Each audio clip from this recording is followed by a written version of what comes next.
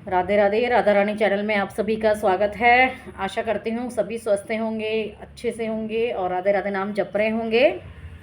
तो आज की हमारी जो वीडियो है इसका टॉपिक है एक संत की कथा, संत रविदास जी की कथा के बारे में आज हम चर्चा करेंगे। तो ये भी कथा मैंने कथा में ही कहीं सुनी थी, प्रसंग ये। तो एक संत रविदास जी हुआ करते थे, तो वो ठाकुर जी की बहुत सेवा करते थे। मतलब पहले कभी ना जब उनके पास ठाकुर जी की सेवा नहीं थी तब वो तीर्थों में भ्रमण करते थे, बहुत तीर्थ जाया करते थे। कभी ऋषिकेश, कभी हरिद्वार, कभी रामेश्वरम, कभी कहीं, कभी बद्रीनाथ, कभी केदारनाथ, जगह जगह रहते थे। लेकिन जब ठाकुर जी की सेवा उनके पास आ गई तो वो कहीं नहीं जा पाते थे, क्योंकि अगर कहीं जाएंगे तो ठाकुर जी की सेवा कौन करेगा, फिर ठाकुर जी की सेवा नहीं हो पाएगी।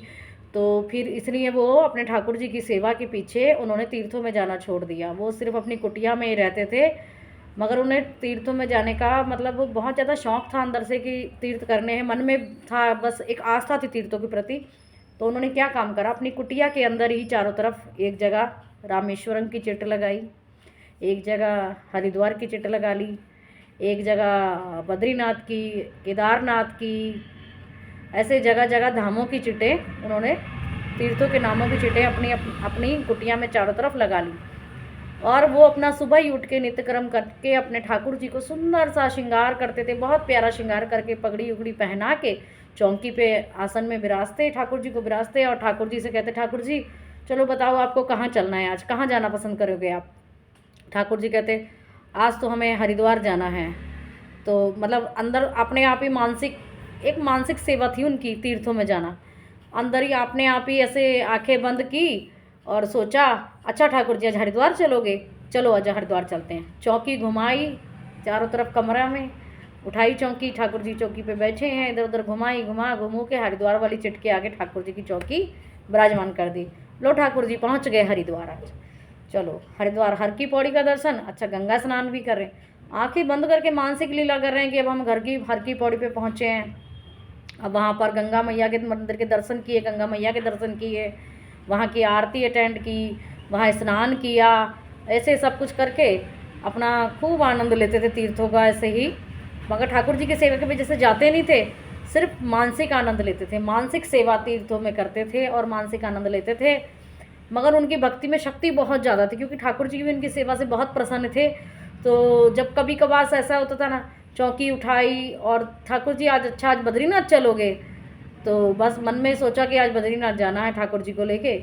ऐसी चौकी चारों तरफ कमरा में घुमाई और बद्रीनाथ की पर्ची के आगे लग दी। तो जेठ का महीना भी जब कभी होता था ना, इतनी गर्मी का भी, तब भी उनके गांव में लोग, मतलब बर्फ़ गिरती होती थी क्योंकि, और कंबल ओढ़ के घूमते होते थे, शाले ओढ़ के।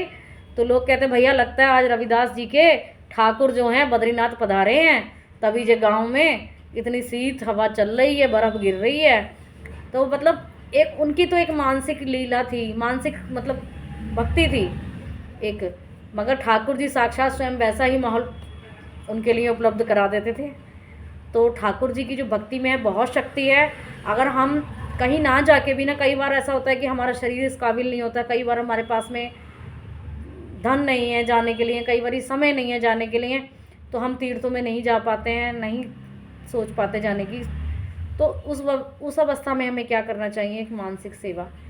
कोई बात नहीं, आजकल पर जब हम कथा सुनते हैं, भागवत कथा, तो उसमें ऐसा होता है ना, संत जो होते हैं, महाराज जो होते हैं, वो कहते हैं कोई बात नहीं, आप गोवर्धन की परिक्रमा यहीं कर लो, मानसिक लीला, आँख बंद करो 10 मिनट के लिए। उनने सबरे नाम ले देने वहाँ गोवर्धन कि अब दान घाटी हो, अब यहाँ हो, अब वहाँ हो, वहाँ हो। लेकिन जो इंसान कभी गया ना हो ना, वो अगर उसको आनंद आ रहा है ना उस कथा में, और उसके मन में प्रभु के दर्शन की आस्था बनी हुई है कि मुझे दर्शन करने हैं, तो वो आंख बंद करके भी 10 मिनट में गोवर्धन की परिक्रमा कर लेता है, 10 मिनट में वृंदावन बरसाना की परिक्रमा कर लेता है, सिर्फ एक अपना मानसिक सेवा से। तो अगर हम अपने ठाकुर जी के प्रति अपनी मानसिक सेवा का भाव रख लें तो उतना भी बहुत है। नहीं ज़्यादा सेवा कर पाते, नहीं समय है, कोई बात नहीं है, पर बस एक बात दिमाग में अपने रखें, एक बात अपने हृदय में कभी ना निकले आपके हृदय से कि हे नाथ मैं आपको कभी ना भूलूं। सिर्फ एक बात यही अपने अगर आप मस्तिष्क में रखेंगे तो भगवान जो हैं आपको दर्शन देने ज़रूर आएंगे। और सभी तीर्थों का फल जो जा के हम लोग तीर्थों में लेते हैं ना, वो आपको घर बैठे भी मिलेगा। सिर्फ एक बात कि हे नाथ, मैं अभी कभी आपको भूलूँ ना। और बस मानसिक सेवा भी कर लो तो भी बहुत बड़ी बात है, पर सेवा प्रभु का नाम अपने मन में हमेशा रखना है, नाम सिमरन करना है हमेशा।